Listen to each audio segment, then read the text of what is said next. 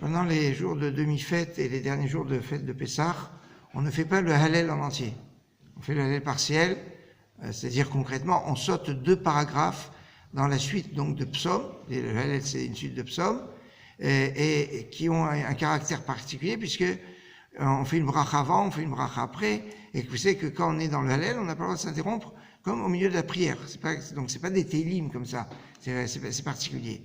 Alors c'est très intéressant parce que les premiers jours de Pessah, c'est le Hallel à outrance presque, puisqu'on fait le Hallel 2 fois le soir, 1 fois le matin, donc 1 fois dans le cadre de la prière de Harvit, on fait avec bracha, une deuxième fois dans le cadre de la Haggadah sans bracha, et le lendemain matin, dans le cadre de la Tefila, comme je dirais tous les jours de fête, on fait le Hallel avec la bracha. Et ça, pour nous qui sommes en dehors d'Israël, c'est les 2 jours, c'est comme ça. Ça veut dire que on a fait 6 fois le Hallel en entier en 2 jours. C'est beaucoup. Maintenant, on arrive le lendemain, badaboum, le Hallel. Alors, en Israël, d'après Rav Yosef, d'après le Rabbi Yosef Karo, on fait le sans bracha, le Hallel, Sfaradim. Mais en Afrique du Nord, on a l'habitude de faire avec la bracha, quand avec minyan. Quand avec minyan. Les Ashkenazim aussi font comme ça. Donc quand on est avec minyan, avec bracha, sans minyan, sans bracha. Et ça est par ça. La question, pourquoi on ne fait pas le Hallel en entier? Je vous donnerai 4 raisons. Pas une, mais 4. La plus connue et la plus réputée, c'est que le 7e jour de Pessah, c'est le passage à mer Rouge.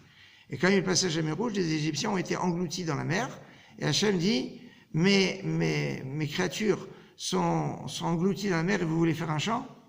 Non, on voit, bien qu'il y a marqué, Biboud Rechaim Rina, quand les méchants disparaissent, c'est pas un mal pour le monde, au contraire, c'est plutôt un bien.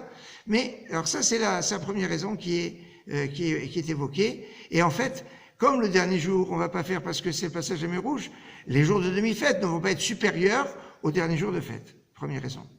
Deuxième raison, c'est que les nombres de sacrifices et ce qu'on fait au niveau de l'avoda dans le Beth Amikdash, c'est la même chose tous les jours de Pessah. Depuis le premier jour, tous les jours, c'est pareil, c'est invariable. Il y a le même nombre de sacrifices, même façon de faire. Alors qu'à Sukkot, chaque jour, c'est différent. Hein, au niveau notamment des taureaux. On offrait 13 taureaux le premier jour, 12 taureaux le deuxième jour, et donc Chalouk Bekorbenotav. Ces sacrifices sont différents, donc chaque jour est complètement différent. Donc c'est pour ça qu'à Sukkot, on fait en entier chaque jour de Sukkot, mais à Pessah, on ne le fait pas en entier puisqu'il n'y a pas de, on va dire, il y a pas de nouveauté d'un jour sur l'autre. Troisième raison, c'est, alors maintenant, ça c'était les raisons très officielles. Raison moins officielle, c'est que sur la Souka, on fait la bracha de la mitzvah de Souka et la mitzvah du Lulav, on le fait tous les jours.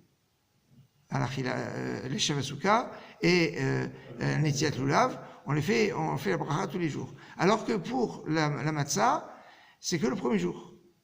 Alors si sur la mitzvah de la fête, on fait la bracha que le premier jour, alors c'est pour ça qu'on fait la bracha sur l'aile que le premier jour. Donc ça c'est une autre, alors que à Sukkot, comme on fait la bracha sur la fête, alors vous allez me dire pourquoi la différence? On avait expliqué que la matzah, en fait les jours de Pessah, il faut pas manger de chametz. Maintenant on peut manger autre chose que de la matzah. Par contre à Sukkot, l'essentiel c'est c'est dormir.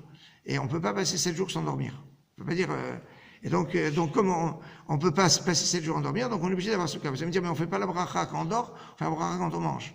Parce que en fait, ce serait difficile de faire la bracha quand on va dormir, parce que peut-être on va pas s'endormir, c'est pas très facile. Alors que, sauf si on va prendre un somnifère, vous allez me dire, enfin bon. Mais alors que quand on décide de manger, et ça, c'est plus facile pour faire la bracha. En tout cas, il y a la bracha sur la mitzvah de la fête, à Sukkot, pour la souka et pour le lulav, alors que pour la matzah, il n'y a que le premier jour. Quatrième raison, parce que on est rentré à la période du Homer. La période du Homer, alors même si au niveau d'écouter de la musique, on autorise d'écouter la musique pendant Chol HaMoed, on considère que c'est pas, mais on a quand même une pointe de tristesse, parce qu'en fait, le Homer, c'est une offrande qu'il y avait dans le Beth Amikdash, qu'il n'y a plus aujourd'hui. Et comme il n'y a pas l'offrande, donc ça veut dire le temple est détruit, donc synonyme de Homer, tristesse. Donc c'est pour ça que on fait pas le Hallel en entier, parce que c'est pas complet. Chag Sameach, Moed Simcha.